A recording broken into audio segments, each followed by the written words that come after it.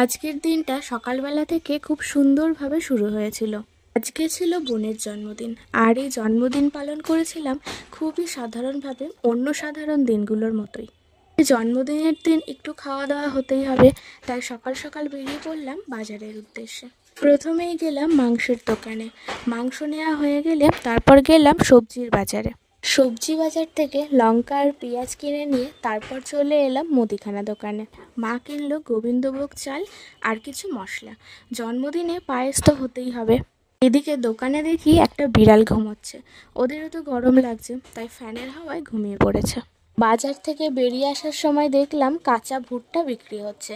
বাড়িতে এই ভুট্টাগুলো পুড়িয়ে নুন আর লেবু দিয়ে মাখিয়ে খেতে বেশ লাগে। আমরাও কয়েকটা ভুট্টা কিনে বাড়িতে এসে মা স্নান সেরে রান্না করতে লাগলো। কড়াইতে মাংসটা কিন্তু বেশ লাগছে। তারপর করলো পায়েস, তারপর হলো খাওয়া দাওয়া। আর এভাবেই সারা দুপুরটা আমরা আনন্দ করেই কাটিয়ে দিলাম।